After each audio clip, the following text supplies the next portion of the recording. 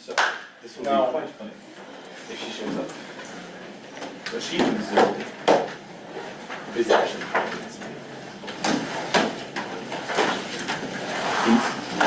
No. You're gonna be Talking to you on my career update screen. And? It's updated.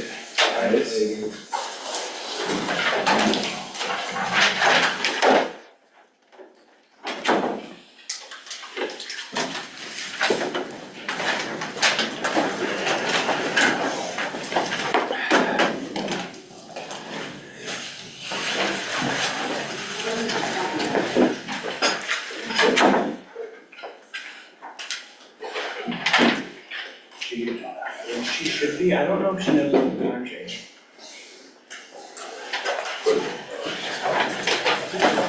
Lloyd contractor. You better. Okay, so we don't have a whole lot of time. I think we're out of here. 35 minutes, I think. Yeah, 2:05, 35 minutes. So, I'm gonna roll. Heavenly Father, thank you for your grace and for what's happening. Thank you for this morning. Thank you for Dr. Hodl's ministry. Lord, he's got incredible experience and he's got insight, and I thank you for it. And I do pray that you'd continue to open our ears to hear and our hearts to receive what you have to say to us individually. Faculty, staff, the student body, every one of us, Father. It's not that we've reached a place where it doesn't matter anymore. It does matter. You can be speaking to things that have multiple applications. In fact, you make multiple applications. So help us to embrace what you have for us, Father. You can do that. You're big and you desire to. Well, work a willingness in us so that we can say amen to it, Father. In Jesus' name, amen. Okay, what I passed back, this deal, Media 3. So, some of these were worth 5 points, most were worth 10 points, and one was worth 15. So if you see marks on there, you'll see that that's what it is. And a number of you got pretty much all of these. I mean, you were able to find them. So I'm just gonna go through these real, if you want me to stop, I will. But the 6 sequences are there. The first 6, everybody got that. The second one, everybody got that. 5,000 pairs of kinds. If you just put 5,000, it wasn't. If it was numbers, it would be about 10,000. But it was 5,000 pairs. So that was a small thing. That's 5.1, I guess. And I wanted to see 2 things for this one. Number 4, it says, what did the fossils show? The first 3 megasequences that were laid down. What did they contain and what did they exclude? If you didn't have the excluding part, you missed part half of that. They were buried in shallow seas that were filled with marine life. That's 1. And these deposits have almost no trees or land animals. Almost no trees or land animals. So I was looking for both of those. About 5 miles an hour, this thing was happening, it seems pretty slow, except for the Earth to be moving, and what that does, it was catastrophic. What's a primary event, natural event? It laid down the second 2 megasequences, tsunamis, that was it. And this one, they created, number 7, they created tsunami cycles that blanketed the continents. Just how tsunamis happen today, only more intense and frequent. So you needed something, not just tsunamis or tsunami cycles, but the idea that they were more intense and frequent. If you said some word that tied into frequent, but they were certainly much more intense than we're having now. So number 8, it slows down as it recedes. So it does two things. It slows down, and as it slows down, it recedes, so sediment falls out. Sediment is let go, where it's, I've got some, if we get to it, when we, tsunamis, there's great videos of tsunamis out there. I mean, especially in Japan. I've got one where somebody had a dash cam in their car. And so you're riding on this, you're going through town on this car that is just being binked around until all of a sudden it goes under some structure and there's no more. But, so there's conversation in it, except the conversation was added after the fact. Obviously. Because, I know what I told you, yeah. Why does in question 8 it ask for 2 ways Yep, at the end of it? If you only gave one answer? it slows down and recedes. Okay, and it recedes Yeah, or as it yeah. recedes? Well, it could be as. Yeah, slow down as it recedes. So it's receding and it's slowing down as it does that, and those are the two. Dinosaur dig in Wyoming. The only way to develop a graded bed like this is by catastrophic processes that transport these bones and deposit them during the single event. So, most of you got that, I mean, you got the exact quote for that one. You could have parts of them. I mean, I tried to be, now this was worth 10 points, and so if you had got a -2, -3, that suggests that you got close to that. Widespread volcanism, that's why they say that dinosaurs passed when I went to Virginia Tech, which was in the 90s. They had a guy in the science department, if you're familiar with Gary Larson, the Far Side. He had a picture of dinosaurs hiding behind the rock, smoking. That was the reason why they became extinct. So it was pretty funny. Then so how does the first final mega sequence, the TIOS, appear to have been different from the other 5? Because there was a reversal in flow direction as the waters began to sheet off the continents.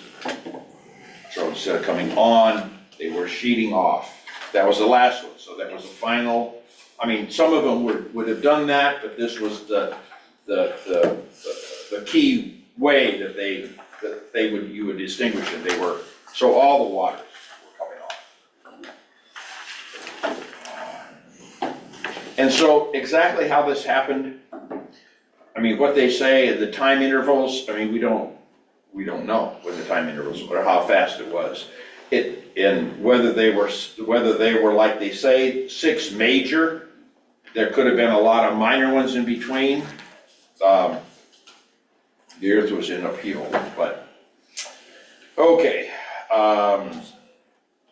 Number 12, the new ocean surface began cooling and sinking. This is what happened when God stopped the fountains of the great deep on the day 150. Okay, so you stopped, new ocean surface began cooling and shrinking, so it was no longer producing magma. It was no longer heating, it was sinking, and as it cooled, it sunk. So allowing floodwaters to lower as they sheeted off the continents into the new ocean basins. That's what they did. It worked, they're assuming they did these assumptions. For the remaining 120 days of the flood, what 2 things happened? Prepared the earth, the water receded from the earth, and it dried out. So the exact quote from the thing was the water receded from the earth, and it dries out. The earth dries out, so the earth was drying out. So that, I mean, he stayed on the ark for a while after it was, because it would have just been a mud pit. So, and this was number 14 was 15.1. So you didn't have to have all of this. The first part you didn't have to, but something about. You had new seafloor of hot lava as a consequence, and because the seafloor was hot, it heated up the water, which evaporated, and the heavy evaporation provided the context for heavy rain to be falling and the volcanic activity with the ash and that stuff happening, lowered the temperature, kept the sun from penetrating, so it would cool. So you had cooling going on, and with this incredible amount of moisture in the air, they combined to produce the last ice age, lasting a couple hundred years. And then you needed to do this. This was 5 points. Please confirm that you watched the complete presentation. I enjoyed what some of you said, but you needed to have some kind of answer. It was an actual question demanding a yes or no, or something like that. Anyway, so that's this. If you have any questions, I would be happy to see you after class and discuss what you got or what you needed to get. That's meeting number 3. Now, okay, so I stopped here. Now this is, you don't have this. I don't believe you have this earthquake thing, because I have a parenthesis here in purple, and that means that I'm making a parenthesis to talk about this. And I mentioned this earthquake, January 12th of 2010, and it was 7.0. It was a pretty violent shaking intensity. It's a pretty shallow earthquake, 8.1 miles is shallow. And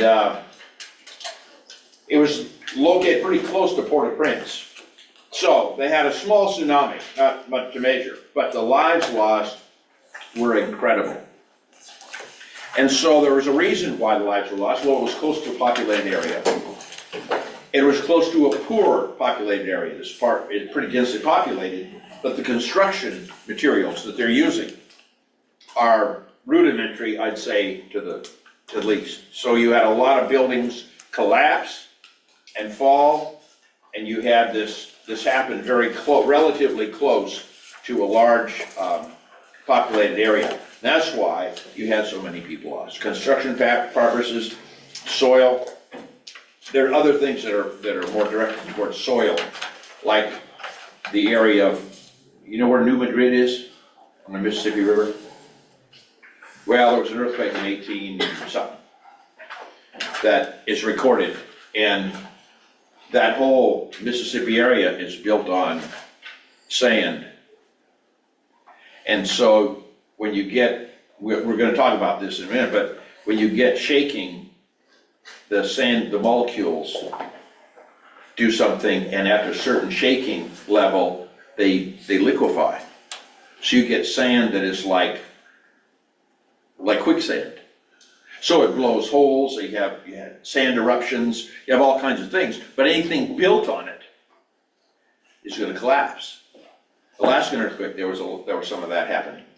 Building where you build out, in San Francisco, the San Francisco earthquake, the damage, the major damage was far away from where the epicenter was. But because it was far away, but it was stuff built on landfill. So the shaking liquefied it, and you just had buildings imploded. They're just the foundation wasn't strong because it was built on fill. So there are a lot of contributing factors. But in Chile, in 2010, a month later, 8.8, so it was a stronger earthquake. The intensity of this one in Haiti was a 9+, which is violent. This was a 7. It was very strong. The magnitude was greater, but it was 21 miles. It was 2.5 times deeper, and it was 70 miles south of Concepcion and 200 miles southwest of Santiago. So it was out to sea. And so you had a 50-foot tsunami compared to a 9 in Haiti, but because it wasn't such a populated area, you didn't have the loss of life. So 2 earthquakes can be very similar, but have different effects because of a lot of different factors. And one of the chief ones, not exactly here, population density, how close is the population, construction practices, land, the kind of material built on. So here was one in Japan. It was a 9 very strong, about 15 miles, so twice as deep as the Haiti one, almost, 180. So he was out in the sea, and you had a tsunami about 30 feet off the coast, and that was more populated, obviously, than in Chile. But the Japanese government estimates that the tsunami swept about 5 million tons of debris offshore. But they believe that about 70% of it sank, which would leave about 1.5 million tons of debris floating in the Pacific Ocean. It's hard to imagine, that's just one tsunami. I've got pictures. Well, it was of this 2011 earthquake. I mean, it just went through town, took buildings and just disintegrated them and just carried them away. It's hard to bid. I've got some, I can't. Well, I'll show them probably next time. So this is, we don't need to go through that. Okay, this might be important. Why was there the magnitude and the ground motion of the earthquake in Chile was 63 times the magnitude of the earthquake in Haiti, but the actual seismic wave amplitude of a particular site, like a major city, depends on the distance the site is from the equator, from the epicenter, its depth, and the local surface conditions, what the ground is like. And we might see this. If we don't, I'll mention that again. So this is what I want to see. This is a brief one. And yeah, I have this up. I should. Yeah.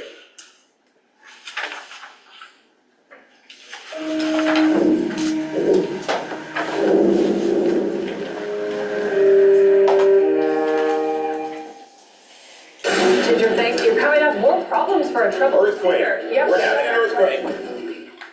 Have you ever felt an earthquake or witnessed the effects of one?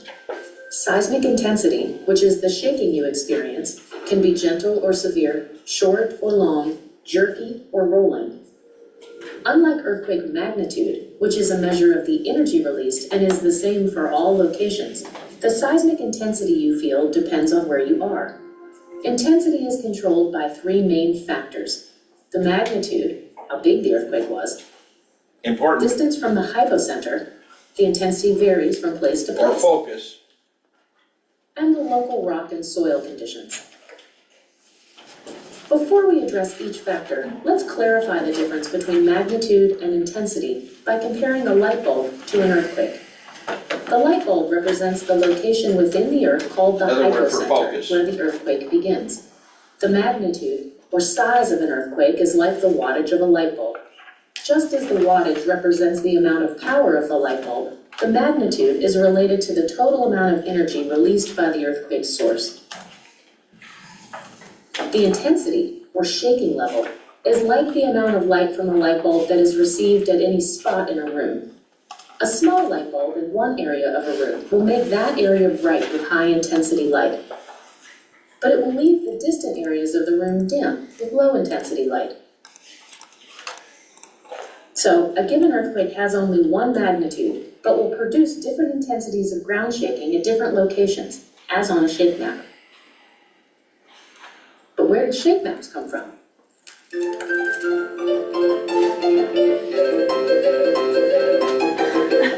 After the 1906 magnitude 7.8 San Francisco earthquake, an intensity map was created using reports by California residents.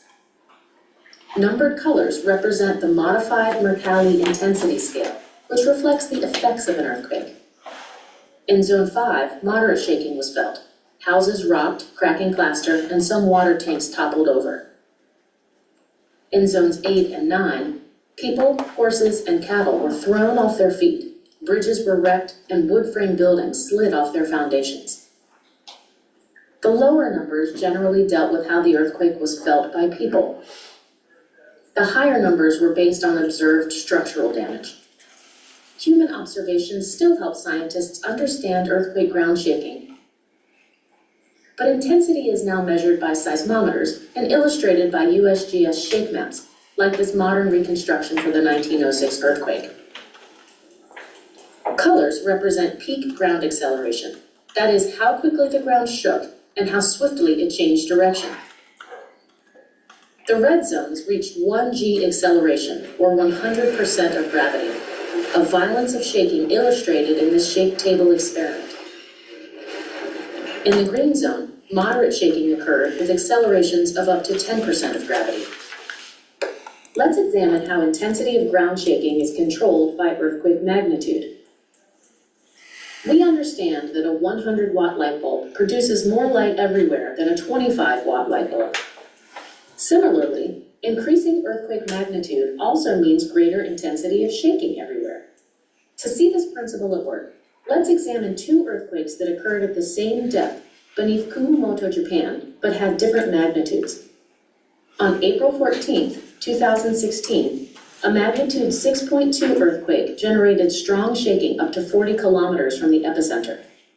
The next day, a magnitude 7.0 earthquake released 20 times as much energy in the same location.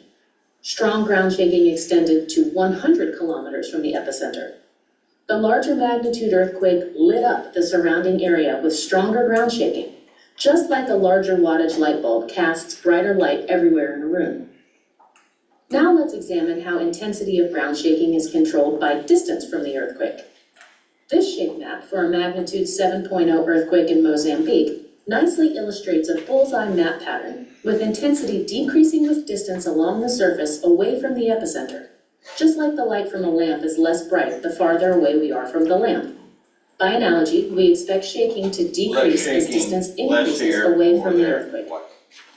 Remember, earthquakes occur inside the earth, not on Earth's surface, so let's consider the effect of earthquake depth on ground shaking intensity. To see this principle applied to earthquakes, let's examine two earthquakes of the same magnitude with nearby epicenters, but with hypocenters at different depths. In 2015, the magnitude 7.5 Hindu Kush earthquake occurred 212 kilometers below Afghanistan. Although strong shaking was distributed over a broad area, only 399 lives were lost. The hypocenter of the 2005 magnitude 7.5 Kashmir earthquake was only 23 kilometers deep. Severe ground shaking was concentrated near the epicenter, causing extensive damage to buildings, with over 87,000 fatalities. In 1989, the magnitude 6.9 Loma Prieta earthquake occurred on the San Andreas Fault System near Santa Cruz, California.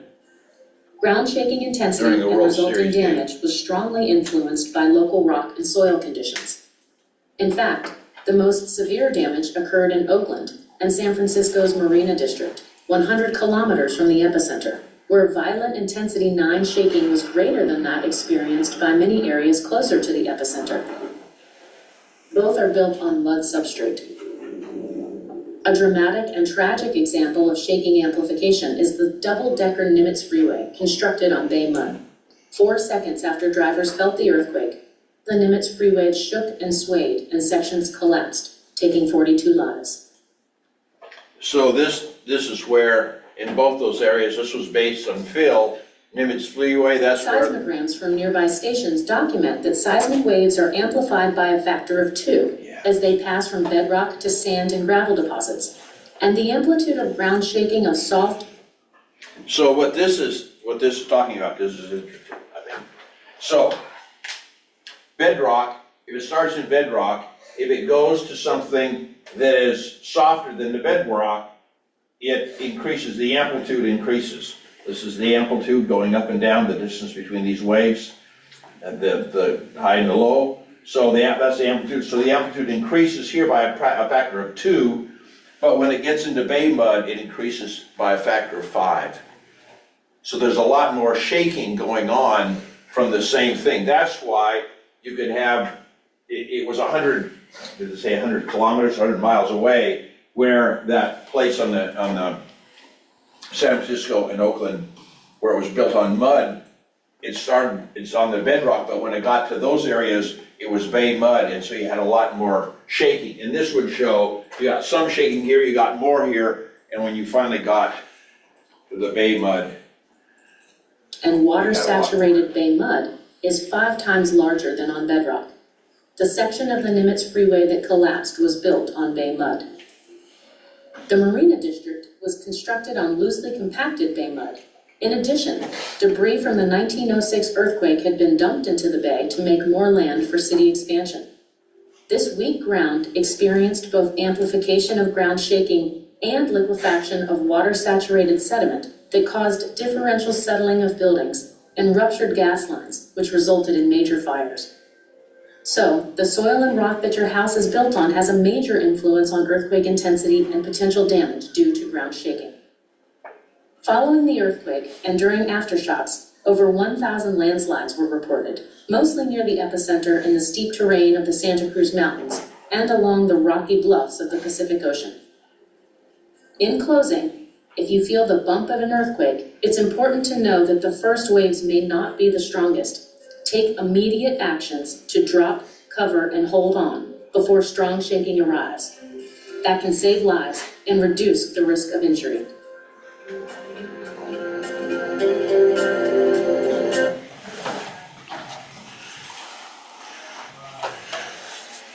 I've only been in one earthquake that I was aware of. And that was when I was 2. And I was in the grocery store with my mother. And I'm in Seattle, and then you have Tacoma and Olympia going down the, not down the coast, but away from out of Seattle on southwest. And the earthquake, I think, took place, it was a 7 point something in Olympia. So it knocked over a lot of tower smokestacks, industrial smoke, fell over. And because Seattle had stuff built on soft soil like that, shook was really bad. Well, we were in a grocery store, an old-time grocery store, where the shelves were triangular and you had all the cans and stuff. And I just remembered being there and all the cans were falling off. We were in this grocery store and all the cans were falling off. And I asked my mother if we were in an earthquake, and she first said no. But I Googled it. I Googled when about that would be, and I found that it was in 1949. So I don't get a star for that, but it was interesting to watch the, I mean, I didn't know anything, but cans were falling off. It was pretty exciting for a boy that was 2 years old. I mean, I could have enjoyed that any day. Yeah. Can you go up, because we had stuff to write down. Right there. Yes. Focus, shallow, intermediate, deep. Do you have another packet, because I was here on Friday, of these ones? I do. I will put it, in fact, I might have already put it up in Friday's. I saw that it was up, I just didn't know if you had a physical copy that I. I do. I don't know if I have one with me, but I do have a physical copy. So, shallow is up to about 42 miles. Intermediate is deeper, and most of the earthquakes, are 85%, are shallow. And then you have deep ones that are the least. So, as terms of where most earthquakes happen, are they shallow, intermediate, or deep? They're shallow. The least are the deep focused ones. So here we have this illustration of subducting plate, and the moisture here is carried down, and when it gets to a certain depth and pressure, the moisture exacerbates this melting, and so that's why inland, like if you come to the Pacific coast, you'll see the Cascade Range. It is a ways inland from the Pacific Ocean, where you have this subduction going on. The mountains are all inland from that, but that's because as this subducts and takes moisture down with it, and you have the melting going on, and then it rises and becomes volcanic. And this is Japan, but that's what you're looking at. So, the shallow focus of the blue ones right here. Our front gets deeper as it goes in. Percentages show energy release, and the lower percentages for the deeper quakes is thought to be because of plastic nature of the rock, which are not able to store and suddenly release energy the way brittle rocks do. So, if it's more plastic, if it's more flexible, it can bend better. The brittle rocks come to a point and then they just release their energy all of a sudden. Okay. So, earthquake distribution. The Circum-Pacific Belt, that's the Ring of Fire. That's what they're called, the Circum-Pacific Belt. The Ring of Fire, talking about the same thing, has 80% of the shallow deep quakes, 90% of the intermediate, and 100% of the deepest ones. You have Mediterranean Himalayan Belt, and you have a Mid-Oceanic Ridge, which are, I think we saw the other day, the Mid-Oceanic Ridge are all pretty damn shallow. Because what is happening is as the magma is pushed up and pushes away the existing oceanic crust. So that's a ring of fire we're talking about from Africa, or from South America, North America, Alaska down here, Asia, and that's what that is. That's the ring of fire. This is the Pacific Ocean there. How do they cause damage? Okay, this is important to know. Principal ways they cause damage are strong ground shaking, ground failures, the surface rupture, cracking, landslides, liquefaction. Alaska had all that stuff happening when it happened. Or tsunamis. Most building damage is caused by ground shaking.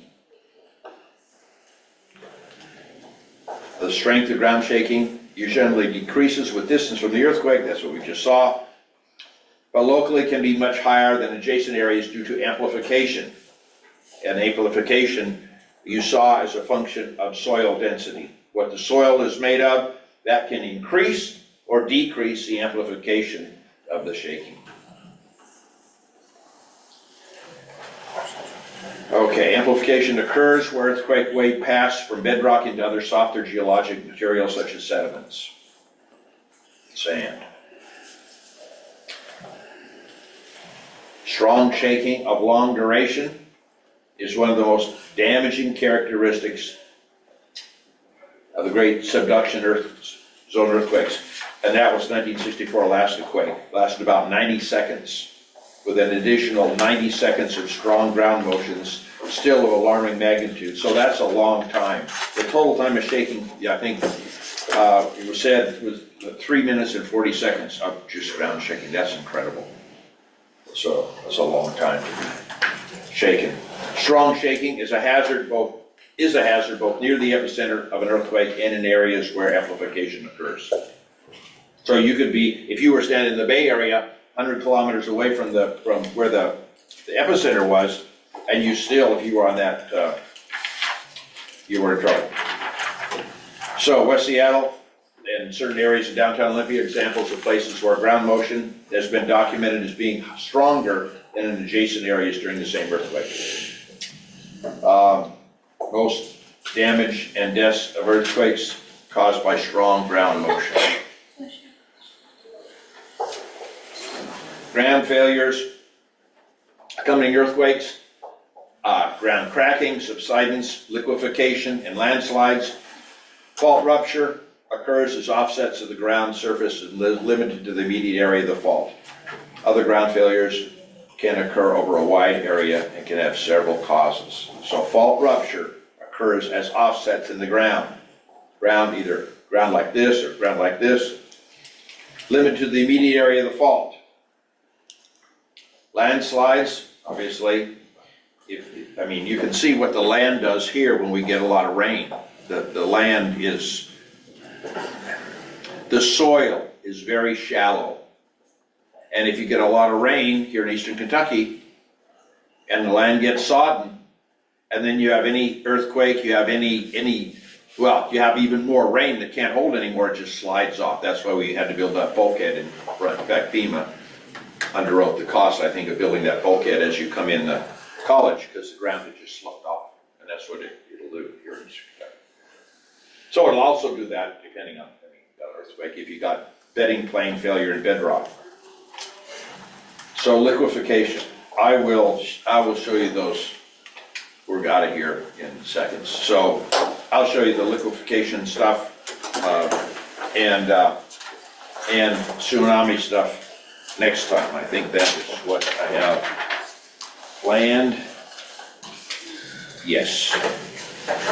So that's what I have planned. Now, just before you run out of here.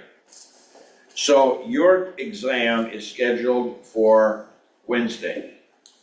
And spring break, well, for choir, I don't know if choir, are you leaving on Friday?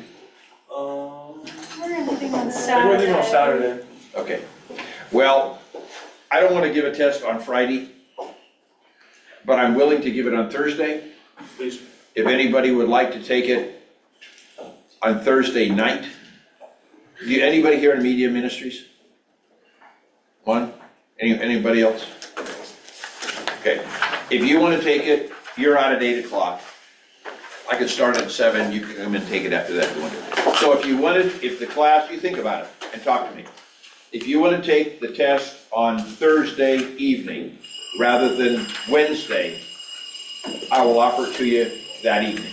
I can't do it during school hours, but I can do it 7 o'clock, 7 to whenever. So you don't have anybody coming in. If you want to do that, you can do it. Otherwise, I give to you Wednesday, I'm fine with that, but, okay?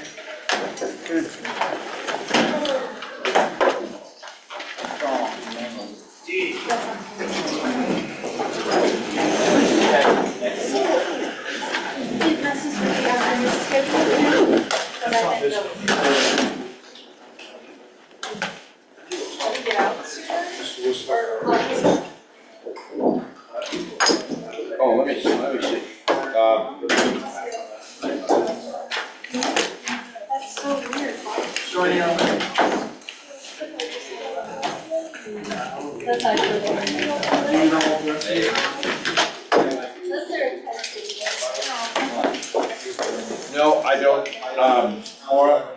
can I,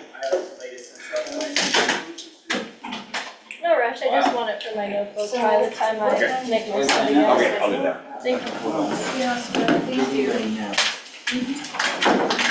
I'm here, I'm not watching. Cole, Cole, goes away from me, please. I need to go run. Out of big spot.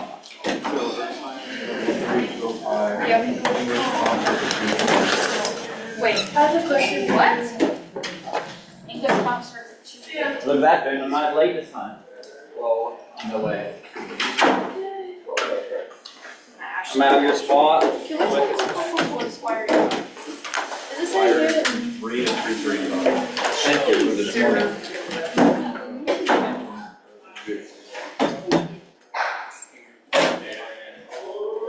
His last name. That's a lot of files. Yeah. A lot of files? Yeah. About 100 emails are tens of thousands. Wow. Well, a lot of them.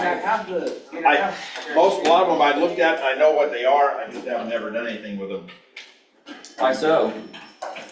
Why so? Just never get around to doing it. Fair enough. I mean, if I'm gone somewhere and I go through and delete the ones that I think I really don't want, but I wasn't doing that for a long time, so they just I melted don't up. have my name. No. With wings like eagles. I don't have. Here, I have a bunch of them. And they're cute ones, but I want them back. Let me see if I have an AirTag first. Look. They're super cute. I also have one for Can you send one of each? I get it. These if they're not. Should I just write my name on one of them? I'm just gonna write my name on the back. You can just write your name on the back, or you can write one, just so your name's on it somewhere. These, the first